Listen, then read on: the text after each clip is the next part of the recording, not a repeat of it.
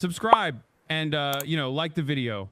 DOJ is not dropping Eric Adams' charges in exchange for his help on immigration enforcement. Footnote has people asking a lot of questions that is already answered by the footnote. Here it is. Your office correctly noted on February 3rd, 2025 memorandum, as Mr. Bove clearly stated, defense counsel dismissal at our meeting. The government is not offering to exchange dismissal of a criminal case for Adams' assistance on immigration enforcement. According to an October 2024 Wall Street Journal article, Bout has already started to participate in arms deals again. Okay, that's a separate part of this. Mr. Bove clearly stated to defense counsel during our meeting, the government is not offering to exchange dismissal of a criminal case for Adams' assistance on immigration enforcement. That is precisely what they're doing. But hey, fear not. Let's see what the great resistors have to say about this process. Let's see what the leader of the Democratic Party, Nancy Pelosi's personal replacement, had to say. House Democrat leader Hakeem Jeffries was asked about the DOJ ordering prosecutors to drop charges against New York City Mayor Eric Adams. Let's hear what he had to say. Any reaction to the dropping of the charges against Eric Adams? No reaction at this point in time. The people of New York City will make a determination as to who is best positioned to lead the city of New York forward. Bro, you got a layup. What are you talking about? You just got a layup, dude. You got a layup to say, look at the Trump administration. After spending years and years talking about how the DOJ was weaponized for a political purpose, very actively forcing the hand of a corrupt mayor of New York, you get to show that you're not a partisan because you're not defending Eric Adams. Oh my God.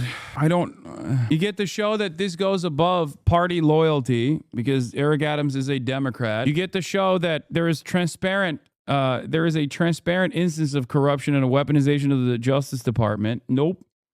None of that. It's great. Representative Jeffries brought family to the Tel Aviv on an American Israel Education Foundation trip, but left them at home for the New Orleans Black Caucus event. Nice little personal journey. It's great, dude. We are in a dire situation, man. They told me that I had to refer to the West Bank as Judea and Samaria, and I said, no, I won't. MJ Rosenberg, the DC veteran who spent more than 4 years at AIPAC, tells Prem Tucker about leaving. Can you tell us about what AIPAC's main strategy was when you were there? They had a war room where one guy had a whole staff devoted to tracking down negative statements by journalists and celebrities of any kind. The same guy was in charge of infiltrating Arab American organizations and reporting back their strategies. Where'd you get that hoodie from?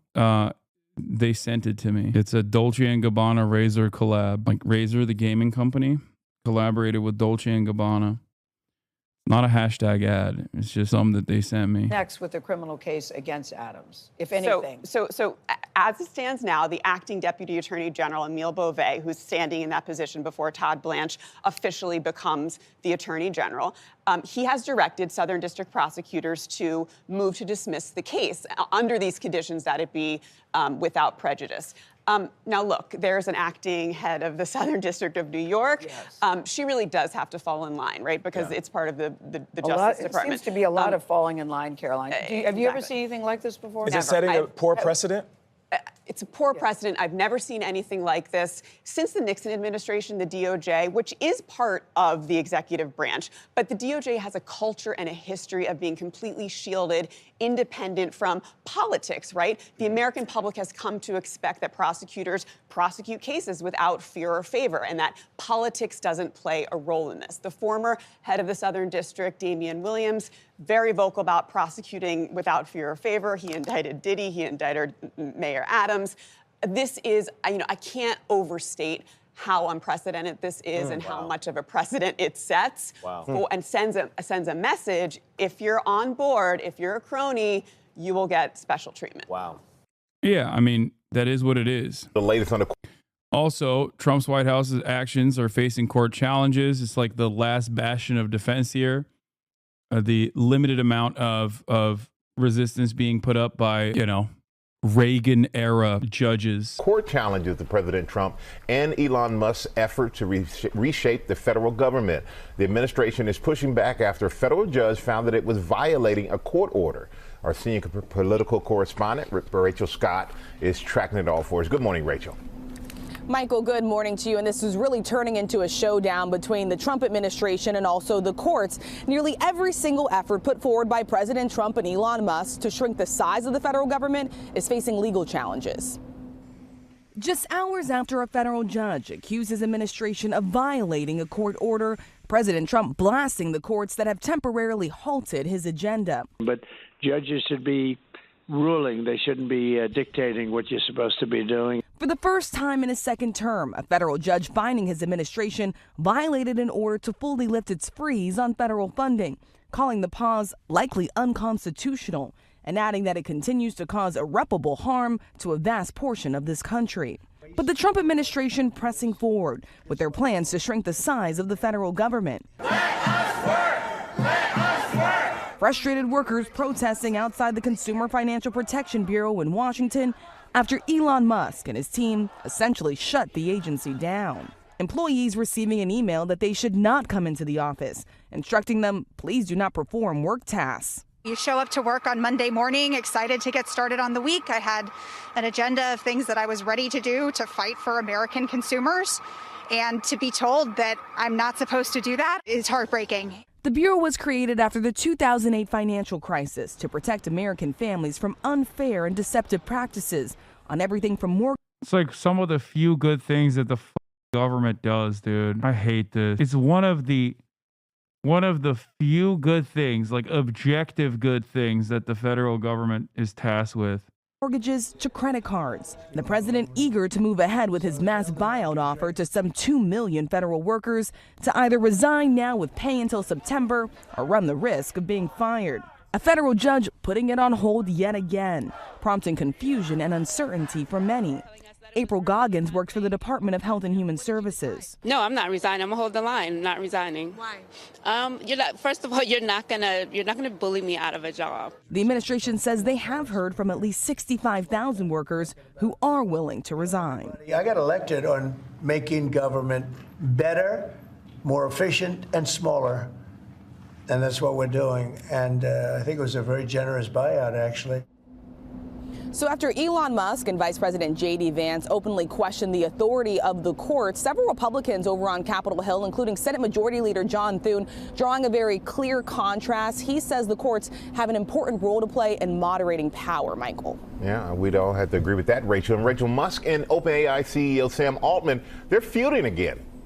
Yeah, they're at it again, this time after Elon Musk put in a $97.4 billion offer to buy OpenAI, a leading artificial intelligence company. Well, Sam Altman is the CEO of that company. He responded very bluntly by saying, no, thank you. The president did launch an initiative with several companies, including OpenAI. So this would raise a conflict of interest for Musk, who is the world's richest man. The billionaire already owns SpaceX, the social media company X, Another as well as conflict of interest Tesla. for Musk. And of course, he's now working in the administration, guys. Okay, Rachel, thanks very much. It's been our chief legal analyst, Dan Abrams. We've got these showdowns brewing between the president and the courts now on several fronts. Right. And let's keep in mind there's a difference between not complying at this particular moment and defying. What's the difference? Not complying happens in cases, right? One party goes to court and says, hey, they're not complying with your order, judge. Defying means we're ignoring it. We're not going to do it. And so far, we have not seen overt defiance. We've seen the parties coming in and saying, wait a sec, they have not complied with your order, judge. The Department of Justice still treating it seriously, still appealing the rulings, doing all the things that one would typically do in a legal proceeding. And you mentioned defiance. A social media post, Vice President J.D. Vance, he wrote, quote, judges aren't allowed to control the executive's legitimate power. Does that sound defiant to you? That's a lot scarier, right? What J.D. Vance is saying is much scarier than what's actually happening in court. Because J.D. Vance is suggesting in that and in other posts that, you know what, if the executive branch doesn't agree with a ruling that the courts make, the executive branch in the end can have the final say. Think about what that would mean. If that's the case, that means the courts don't have a role. That if the executive branch... I mean, that's literally what their argument is. Their argument is that the federal